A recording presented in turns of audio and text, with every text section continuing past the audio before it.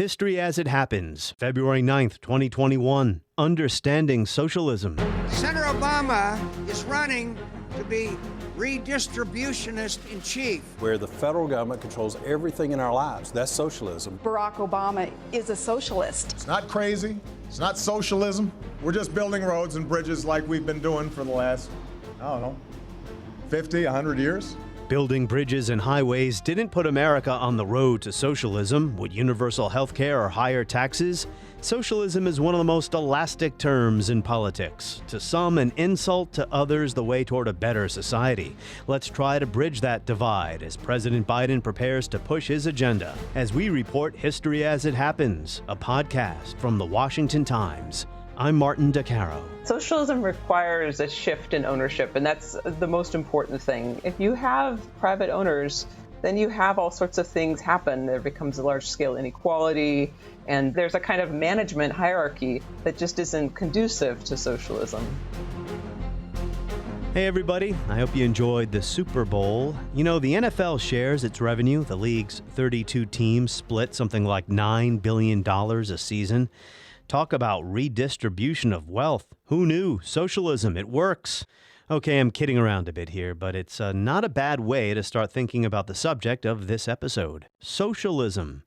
Mentioning that word evokes everything from the horrors of Stalin and Mao to your neighborhood credit union or cooperative farmers market.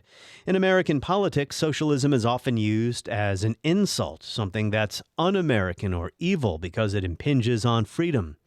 But socialism, however defined, is probably more popular now, especially among younger Americans, than it's been in decades, if not a century, in our country. And that has a lot to do with the current problems with capitalism. But for much of the past century, socialism existed on the fringes of American politics, even if it provoked fears out of all proportion to the danger. Does the name Eugene Debs mean anything to you? Debs was an actual socialist and labor activist. He ran for president 5 times. In 1912, he received 6% of the popular vote, the best showing for a Socialist Party candidate. In 1920, when he was in prison for urging people to resist the draft during World War I, he still got 3.5% of the vote. But the socialist movement never really recovered from the Wilson administration's crackdown. Norman Thomas, he ran for president 6 times as a socialist, starting in 1928. He won fractions of the popular vote. But our point here today is not to go over the entire history of socialism in America. What I hope to accomplish is to recover the word's meaning. You know, life is complicated. Society is complicated. There's a lot of gray area between capitalism on one end and communism on the other. I also hope we can move past the fear of socialism that characterized so much of the 20th century in America. Here, let's listen to Ronald Reagan in 1961 giving a talk about Medicare legislation. He urges his listeners to call their congressman and tell them to vote against it. If you don't, this program, I promise you, will pass just as surely as the sun will come up tomorrow. And behind it will come other federal programs that will invade every area of freedom as we have known it in this country. Until, one day, as Norman Thomas said, we will awake to find that we have socialism. And if you don't do this, and if I don't do it, one of these days, you and I are going to spend our sunset years telling our children and our children's children what it once was like in America when men were free. 60 years after Reagan's warning, some form of universal health insurance is probably more popular now than it's ever been in the U.S. But old questions still linger. Here is then-candidate Biden at a presidential debate, answering a question about whether his health care plan would lead to socialized medicine. I say it's ridiculous. It's like saying that, the idea that the fact that there's a public option that people can choose, that makes it a socialist plan. Look, the difference between the president, I think health care is not a privilege, it's a right. Everyone should have the right to have affordable health care. That was just a few months ago. Biden clearly wanted to dispel any concerns that he might want the government to take over for your doctor. But that didn't stop some Republicans from warning the country a Biden victory would bring socialism to America. Arkansas Senator Tom Cotton declared socialism has overtaken the Democratic Party. Well, in a moment, we're going to talk about why socialism has meant different things to different people at different times in history. But first, let's talk to Washington Times national political reporter Seth McLaughlin about the Biden administration's makeup and how far it is lurching to the left. Seth, let's start with the cabinet. Progressives hope Biden would appoint like-minded people, say someone like Elizabeth Warren as Treasury Secretary. Instead, he chose Janet Yellen. Most of his picks seem to be establishment types, institutionalists. Your thoughts? Yeah, so far that is what we've seen. The proof is in the pudding in the sense that the Senate has confirmed several of these people without crushing battles. And sometimes confirmation hearings, as we know, become flashpoints for ideology and this push and pull between whether or not it's too far left, too far right. Just to run through a few of the picks. So Pete Buttigieg, transportation secretary, when he ran for president, progressives really didn't like him. They didn't think he was ideologically on their level. Tom Vilsack, ag secretary, seen as a moderate Democrat from the Midwest. And a fun one that people sort of forget about is Merrick Garland. Now, Merrick Garland, as we know, was Obama's pick in 2016 to fill an opening on the Supreme Court. And everyone remembers that fight because Republicans stood in the way and refused to hold confirmation hearings. But lost in the mix is the fact that the left wing of the Democratic Party actually was upset with Obama about the pick of Merrick Garland.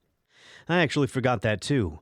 Let's move on to Biden's legislative agenda. After dealing with the immediate problems of the pandemic, how do progressives feel about what they see so far? I think they're kind of taking a wait-and-see approach. I do think, just to talk about the COVID package for a second, is his push to increase the federal minimum wage has won him a lot of fanfare from the left wing of the Democratic Party and from labor unions. I mean, that did run in some opposition. There's still some questions on whether or not that can come to fruition. But I think, progressives have given him a nod of agreement on that. And there's also some paid family leave tucked into the coronavirus bill. And then actually, just to pull back a little bit, also with the executive orders, climate activists on the left have been talking about ending the Keystone Pipeline for a long period of time. And Biden's executive order on that, he's faced a lot of blowback from Republicans about pulling the permit on that project and leaving people jobless. But that has scored him some points on the left. Those are all good points. What about health care? Huge issue during the Democratic primaries. Biden wants to expand upon the ACA and add a public option. When might we see that?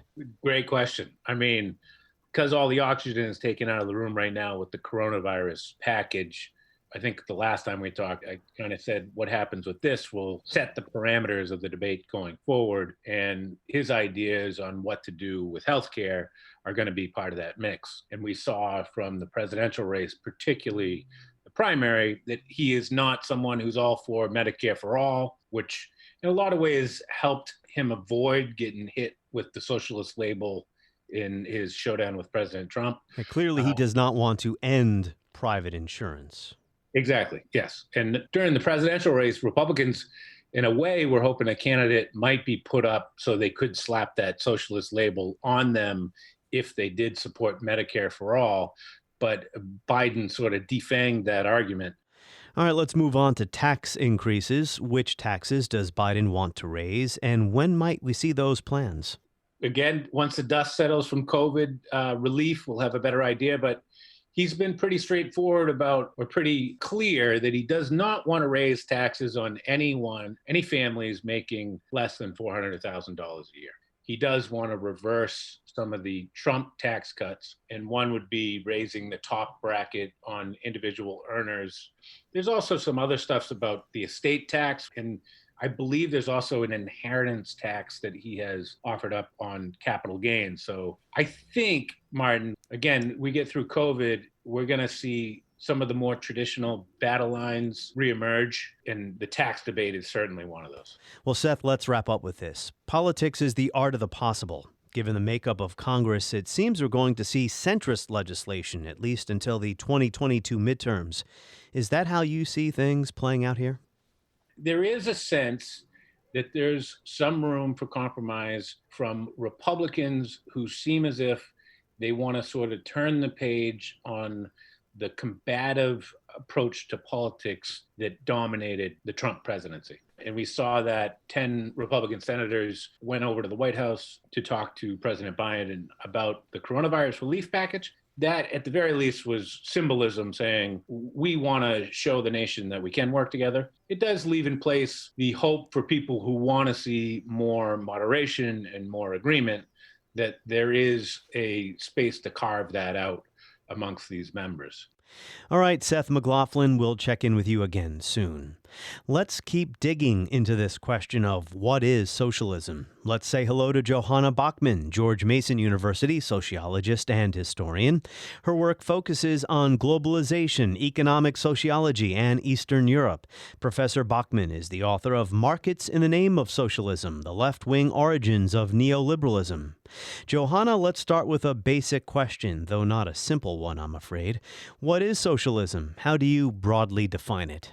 Yes, that's a very good question. And there would be a lot of discussion about what socialism is. My approach to understanding socialism is generally the idea that it requires the social or collective ownership of the means of production. And what we mean by the means of production is it's anything used to produce. So a factory, a mine, a farm, and they are not owned privately by individuals, but are owned collectively. This collective ownership can take a lot of forms. It can be owned by the state, or it can be owned by cooperatives or owned by worker-owned companies. It also requires redistribution of any profits or surpluses. Instead of the profits that would normally go to the private owner of the means of production, it goes to this collective ownership. Then that money is redistributed to whoever is now the owner of these things. And would you say that comes straight from Marx? I'm taking it from some later people that were influenced by Marx. But I'd have to say one other thing that I think is very important with this is it's not only the collective ownership of the means of production and not only the redistribution of the surplus, but also it requires some kind of management. And this management might come from the state, but probably more importantly for socialists is the idea that workers would manage these entities because they know the best about how to run these things because they're on the ground doing them. And this is also an idea about the power of people rather than the power of elites. So higher marginal tax rates, not socialism or even socialistic in your view? That's a great question.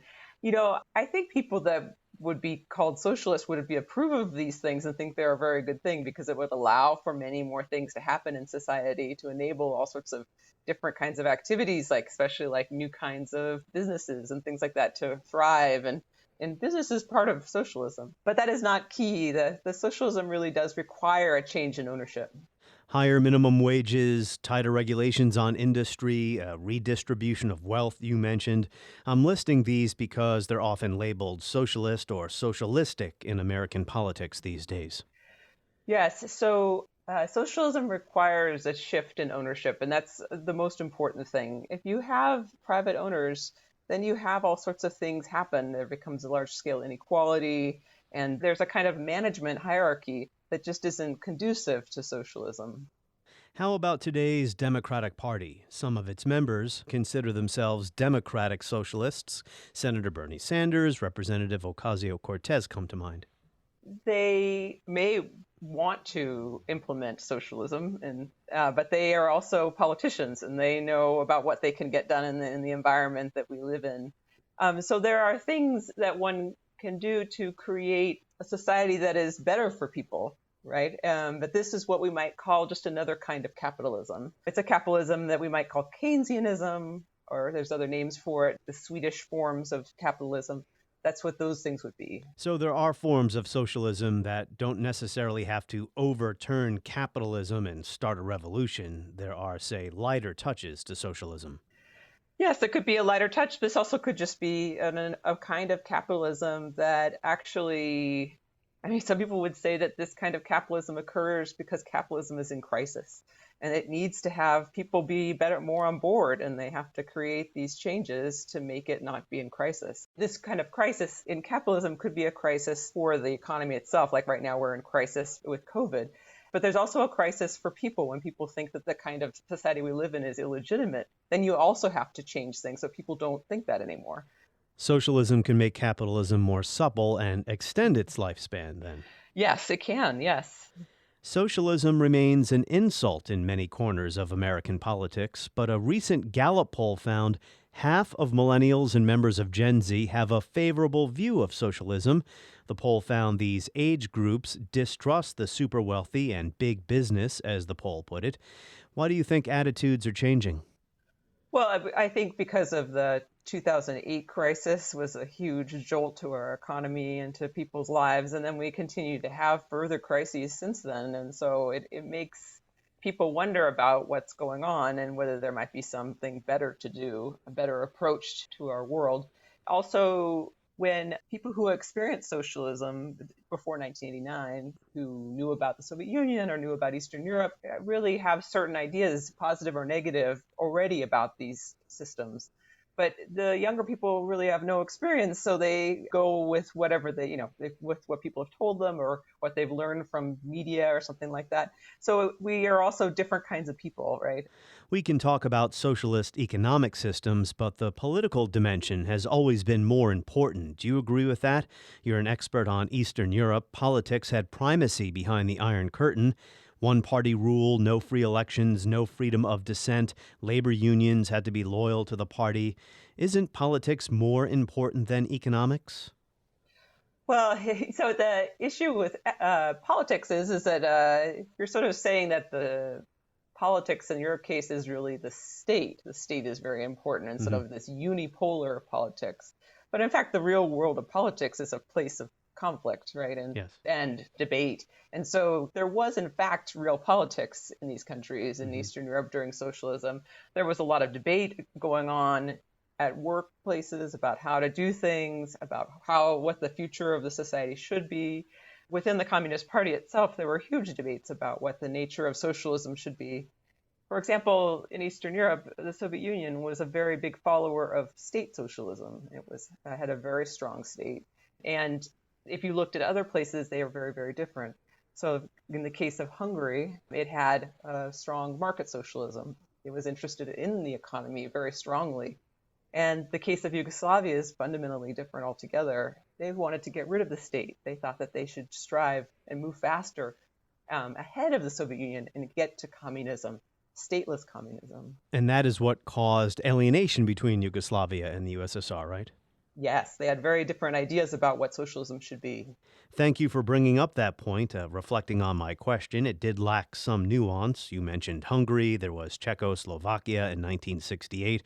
The reformers wanted a better form of socialism, not necessarily full-blown capitalism. When the Soviet Union cracked down, the USSR would permit no reform. Right. In 1956, the Soviet army came in and put down an uprising that was in Hungary. And this was very, very disconcerting to Hungarians, but it was also horrific to many people around the world that this had occurred. It seemed to be really the wrong way to approach this diversity in socialism that should exist.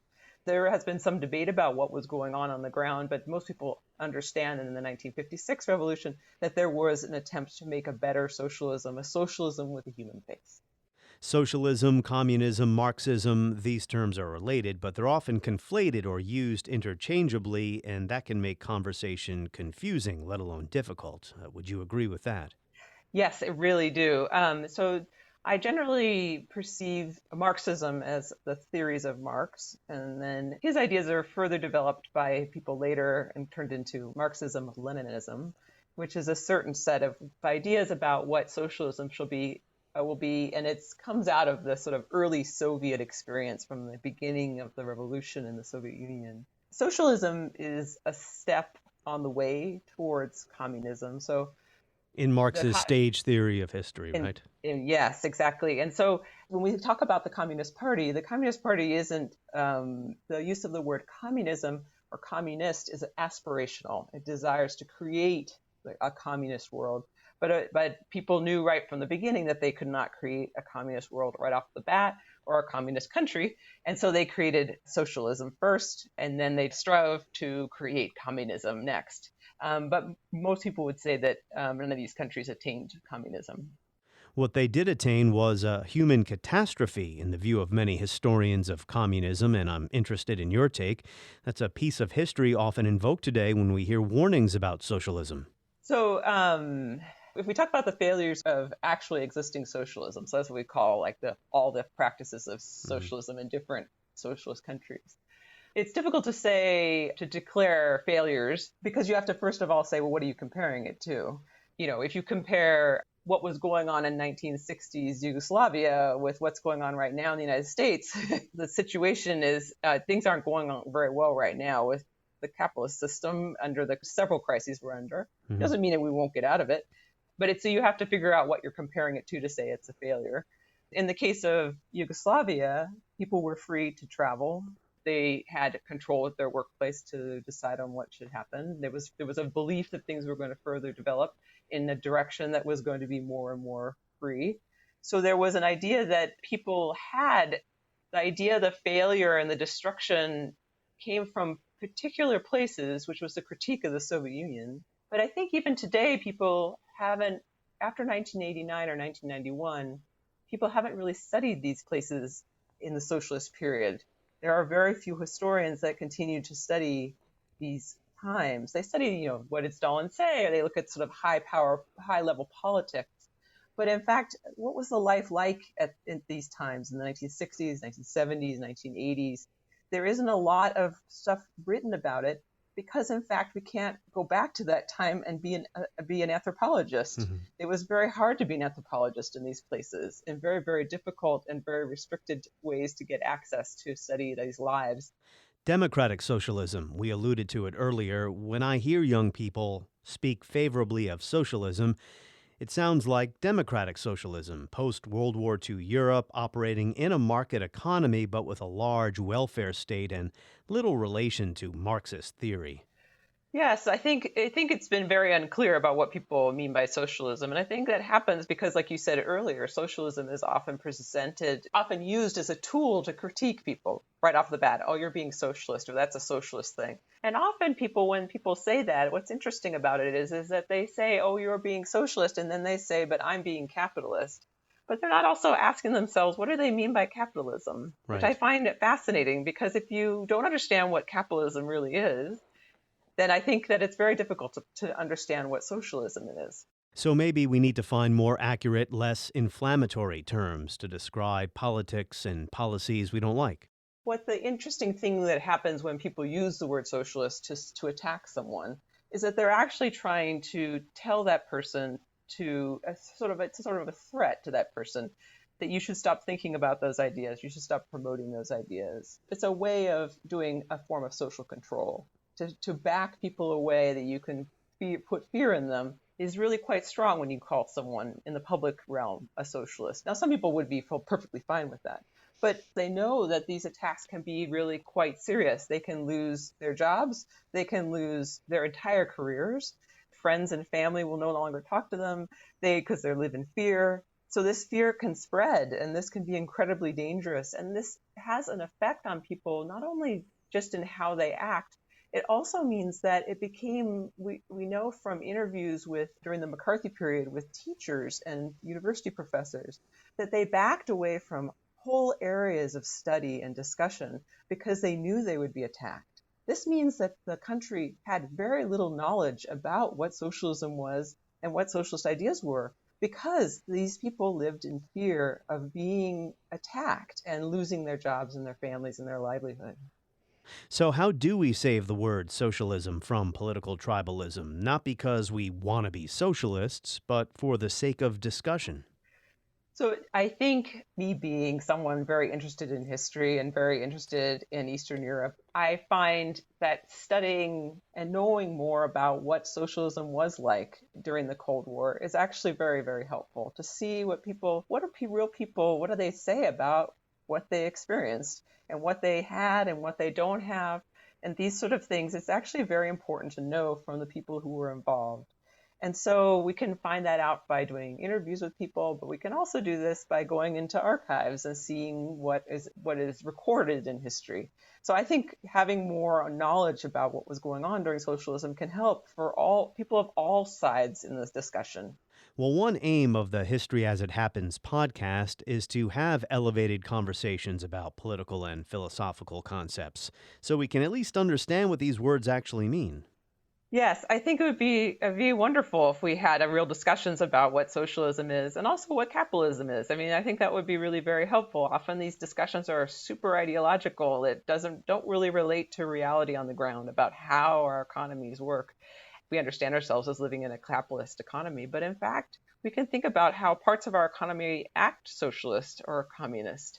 For example, in our families, our families exist in a capitalist system, but in our family, we don't charge each other to do different things. We don't pay wages, and there's not an idea that you should make a profit, right? We can understand. We also do this with maybe with our neighbors and our friends, that can be perceived as socialist practices that exist within a capitalist system, and that we also have in the United States an incredibly strong cooperative economy. We have thousands and thousands of cooperatives in the United States, and these cooperatives are owned by the people that work in them, and they distribute the profits amongst themselves.